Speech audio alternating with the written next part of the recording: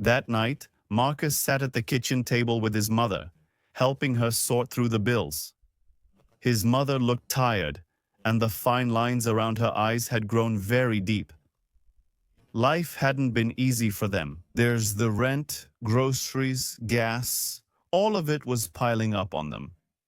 Mrs. Green worked 2 jobs so they could get by with the bare minimum. As Markus helped her write checks and balance their small budget, he felt the weight of responsibility on his shoulders. Markus wanted to do more. He wanted to be more, not just for himself, but for her, for the family that raised him. He wanted to be strong, patient, and only fight when it was truly necessary. Over the next few months, Markus threw himself into his studies. He stayed late at the library, reading books and taking notes. He also joined the wrestling team, not because he needed to prove anything, but because he felt comfortable with the sport, testing his strength and channeling his energy into something constructive. Under Coach Jack's supervision, Markus honed his skills and learned the techniques and strategies of the sport. He wasn't the fastest on the mat, but he was stubborn and methodical, and it was impossible to defeat him. By the end of the season, he had earned his place as one of the pillars of the team, a respected position not for his size, but for his dedication. On the last day of school before summer break, Markus stood outside the gym, the warm afternoon sun on his face. Students flowed around him, laughing, shouting, and throwing their notebooks into the air. He felt someone approaching him. He turned to see Mr. Dawson, the school counselor, holding a small envelope. Smiling, he said, "Hey Markus, is this yours?" Markus opened the envelope. He pulled out a letter from Westfield local school. It was an invitation to join the school, which is an elite institution for leadership and academic excellence. Full tuition paid. This is a way forward, a door opening. As he read the words, a lump formed in his throat. He thought about everything it took to get here.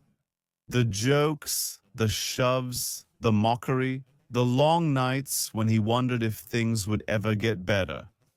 Markus Green, the boy they once made fun of for being too fat, too different, invisible, carved out a place for himself, not through anger or revenge, but through patience, resilience, and an undeniable quiet strength. They thought he was just a fat black kid, easy to mock, easy to humiliate, easy to fix, someone to bully. They laughed at the way he walked, passed around cruel jokes about his size, and whispered when they saw him slip between crowded tables. They thought he was too slow, too soft, too weak to fight back against their attacks. But they didn't know. Get up to the channel. They didn't know that Markus Green had been training in Brazilian Jiu-Jitsu since he was 6 years old. They didn't know that under the thick jacket and the large frame, there was a body that knew how to move like water, how to bend without breaking, how to strike with precision and leave no room for mistakes. Westfield High School was buzzing with the usual Tuesday morning chaos. Lockers slammed shut, sneakers squeaked on polished floors, and teenagers' voices echoed through the crowded hallways. But today, something felt different. A new face appeared. Markus Green entered through the main entrance with slow, cautious steps, his backpack slung low and his hands casually tucked into the pockets of his hooded jacket. He wasn't wearing flashy sneakers, designer jeans, gold chains, or loud colors. Just a plain gray jacket, dark jeans, and a worn-out pair of Air Force One shoes. If you glanced at him too quickly, you might underestimate him. But if you looked honestly, if you looked past the broad shoulders and calm eyes, you would feel it. He wasn't like the others. He carried a calmness and steadiness. Markus didn't walk like someone who was lost. He walked like someone who knew exactly where he was going and who was watching him closely. Heads turned as he passed by. Some children exchanged glances and laughed mischievously. Others frowned, then quickly averted their eyes, as if staring too long might be contagious. After all, this was Westfield High School, A place where being different wasn't just noticed, but punished as well, especially if you were black, and especially if you didn't fit the school's general mold. The king of that kingdom, ruler of both the cafeteria and the locker room, was Brady Collins, captain of the varsity football team and the mayor's grandson. He had a perfect American smile, but his personality was toxic and annoying. Brady had been watching Markus since he arrived, mocking him in front of his friends. This was the new heavyweight champion stumbling into their school. It didn't take long. By lunchtime, Brady and his group had started bothering Markus. Markus sat alone in the far corner of the cafeteria, unwrapping a sandwich his mother had made that morning in their small kitchen on Eastman Street. No fancy water bottles, no protein bars, just a sandwich, a banana, and a plastic water bottle. Across the room, Brady and his crew, Tyler, Watches, and Ethan, leaned on their table, laughing a little too loudly, loud enough for Markus to hear Brady's voice clearly. "Someone bring this kid a plate of food. He looks hungry." Laughter broke out around him. Some of the guys tried to pretend they hadn't heard, while others laughed, and a few stared wide-eyed, too scared to join in. Markus didn't flinch or look up, and he didn't stop even as he calmly took another bite of his sandwich. That calmness wasn't fear. It was a choice not to play their game, a choice to keep his control. Brady didn't like it. He wasn't used to being ignored when he insulted someone. He was supposed to cry or get angry, or at least look scared, but Markus just sat there, not moving. As if Brady's words were no louder than the hum of the old cafeteria lights. That afternoon, things escalated. Brady bumped into Markus hard enough to scatter his books on the floor. The nearby students froze, waiting for the situation to explode, but Markus quietly gathered his things and left without saying a word. That night, Markus sat at the dinner table across from his mother, who asked him in a warm but worried voice, "So, how's the new school, my dear?" Markus shrugged his shoulders and scooped some green beans onto his plate. He said quietly, "They're just kids, Mom. It's the same everywhere." His mother asked him, "Do you remember what your father always used to say?" Well, Master Watts. Markus, without looking up, said, "The strongest man in the room is the one who doesn't have to prove it. He uses his strength only when absolutely necessary, not for rewards or for his reputation, but for survival and for dignity." Markus never wanted to fight, and he never would. But if they pushed him too far, he knew he could end it in a way they'd never forget. But deep down, it was a part of him. He already knows that boys like Brady don't stop without a reason. And Markus Green had all the reasons he needed. The next morning, the early autumn chill hung in the air as Markus walked toward the front entrance of Westfield High School. His breath formed faint clouds in front of him, his hooded jacket pulled tight against the cold, and his hands shoved deep into his front pocket. He could already feel the stares gathering like storm clouds as he passed through the metal detectors and entered the wide halls of the school. It didn't take long before Bard and his gang spotted him, leaning against the lockers like a pack of wolves, smelling blood, and smiling in that way that said they had plans for the day. Markus kept walking, his heavy steps steady and his eyes fixed straight ahead. He passed by them without looking, and that alone was enough to make them angry. Between the third and fourth periods, Markus stopped at his locker to switch his books, and as he reached out to grab his book, he was suddenly pushed from behind, sending him forward and scattering his books on the floor. Soft whispers of laughter spread through the hallway.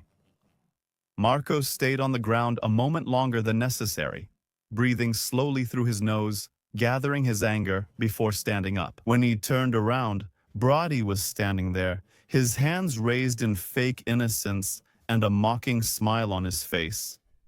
He said loudly enough for the surrounding students to hear, "Hey, big guy, don't fall and break the floor. Marcos bent down and picked up his books one by one. He didn't say a word. His silence was deliberate. What happened was supposed to be funny, but Marcos's calm made everyone feel tense. Brady's mocking smile faded for a split second before he laughed, slapped one of his friends on the back, and led them down the hall as if nothing had happened. At lunchtime, Marcos found his usual spot in the far corner. His lunch was simple once again. A peanut butter sandwich, a banana, and a bottle of water. Across the cafeteria, Brady watched him with narrowed eyes, unable to leave him alone. It wasn't just about Marcus anymore. It was about pride, about showing everyone who was in control. Brady moved, accompanied by Tyler Watches, and stood in front of Marcus's table, his arms crossed and a wide grin spreading across his face. He said, "What's new, Big Mac? This is your throne. King of losers." A few of the nearby kids laughed nervously, but most of them turned their faces away, pretending not to notice. Marcus took a bite of his sandwich, chewed slowly, then placed it carefully on his napkin. He looked at Brady with a very calm, unaffected expression, so calm that it threw Brady off balance for a moment. Briefly, Brady regained his composure quickly, and his smile grew sharper. Then he grabbed Marcus's water bottle and poured it over Marcus's lunch, soaking the food with water. Gasps spread across the cafeteria, and silence fell as all eyes turned to watch Marcus. Marcus stared at his lunch, now soaked with water. For a long moment, his hands rested on the table, his fingers slightly curled, as if he was weighing something. He considered every possible reaction. He felt the weight of the room pressing down on him, and heat rising in his chest, but he remained steady. He gathered the remains of his soggy lunch, stood up, and threw them precisely into the trash can. Then he picked up his backpack and left the cafeteria without a word. Brad laughed loudly and for a long time, slapping his friends on their hands. It seemed like a victory, but to those who paid attention, it felt wrong, hollow. The cafeteria whispered with uncomfortable murmurs for a long time. After Marcus disappeared from sight that afternoon, Marcus stood before his coach, and the coach could read the sadness in his eyes. He asked him, "Problems at the new school?" Marcus answered yes. Coach Harris nodded as if he had expected the answer. "You know what you have to do if they push you too far." Marcus nodded. The old lessons were etched into his bones. Keep calm, control your space, don't escalate unless there's no other choice. Marcus trained for an hour, feeling like he had released a lot of pent-up anger. He moved easily, despite his heavy weight. He came home exhausted and quickly fell asleep, then returned to school in the morning. He felt uneasy as he entered the school gate, knowing that sooner or later he would have to deal with Brady. As the students walked slowly through the hallways, whispers about the cafeteria incident spread around. Everyone became excited, as they were waiting to see what would happen next throughout the day. Marcos was calm and indifferent, but he felt the tension in the air. He was sure that Brady would never stop. He didn't know when the next move would happen, but he was sure it would, and it happened after the 6th period. Near the back parking lot, where the buses lined up to take the students home. Marcus had just walked out, but he heard footsteps behind him, quick and heavy footsteps. He turned to see who was behind him and found Brady shoving him hard in the chest with both hands. Marcus took a step back from Brady's attack, but he quickly regained his composure and kept his balance. The nearby students gasped and froze, watching with wide eyes. Brady puffed out his chest, trying to look bigger and stronger, and shouted loudly, "Come on, fatty, face me!" Marcus straightened up slowly, his face expressionless. Then he dropped his backpack to the ground with a quiet, muffled thud, and for a long, tense moment, everything was silent. He stood there, just looking at Brady, weighing his options in his mind. He could hear his father's voice in his head. He could hear Coach Harris's voice. He could hear their words. "Stay calm. Control your space." But Brady lunged again, throwing a wild, clumsy punch aimed at Marcus's head. Markus stepped aside gracefully, someone who had done this move 100 times before. He grabbed Brady's wrist, balanced on his toes, and used Brady's own momentum to throw him to the ground. The sound of Brady hitting the floor was sharp and decisive. He lay there groaning, too stunned by the move. Markus stood over him, breathing slowly and steadily, all his muscles tense but under control. A silent, unmoving circle of students formed around them. Markus didn't brag, he didn't shout. He just leaned down and, in a firm, low voice that only Brady could hear, spoke. He said to him, "You think I'm weak because of how I look? You think you're strong because people are afraid of you. But real strength isn't about fear. It's about knowing exactly who you are and not letting anyone take that away from you." Then he stood up, picked up his backpack, slung it over his shoulder, and walked away. The rain began to fall, cold and refreshing, and under the rain, Bradley remained on the ground, sinking into his defeat. Markus didn't look back. He didn't need to. He knew the situation had changed. He walked in the rain, remembering the students who once made fun of him, now feeling nervous. Bradley's empire had cracked because it was built on fear, which collapses under real pressure. And indeed, the next day, he felt that everything was different. He sensed the change in the atmosphere around Westfield High School. It wasn't respect, but something deeper, something stronger. Markus understood that the news had spread like wildfire in the classrooms, in the locker rooms, and on the bus rides. The story spread like wildfire, of course, with some details added to make it more exciting and frightening. Some said that Markus threw Brady to the ground several times, and others said he knocked him down without even touching him. They swore it was like an action movie, but none of that interested Markus. He was a confident, calm person. He wasn't someone you could insult into silence. He was a respectful person, not because anyone forced him to be, but because he liked it at home. Mrs. Green noticed the difference the moment Markus walked through the door. His shoulders were still broad, and his steps were still slow and heavy, but his movements seemed lighter, as if a weight was missing. It was actually the weight of the burden he used to carry on his shoulders. Mrs. Green didn't say a word. She just placed the food in front of him with a smile. Markus ate slowly, savoring every bite, and felt the warmth of the food. It chased away the chill of the rain. When evening came, Markus sat on the front porch, the old swing creaking under his weight. He watched the rain blur the streetlights into soft halos and listened to the faint sounds of car tires against the road. He remembered, Brady's look wasn't anger, nor even pain, but something deeper. It was a kind of helplessness. Markus read it clearly on his face, but strangely, part of him felt sorry for him, and another part knew that what he had done was inevitable. Sometimes lessons have to hurt for you to learn from them. The following Monday, Markus returned to school, expecting some kind of revenge. That's how things usually went. A cycle of violence that wouldn't stop unless one side was punished or suspended. But when he walked through the front doors, his head held high, ready for whatever would come, he found only silence. Brady wasn't waiting for him. Brady was nowhere to be found.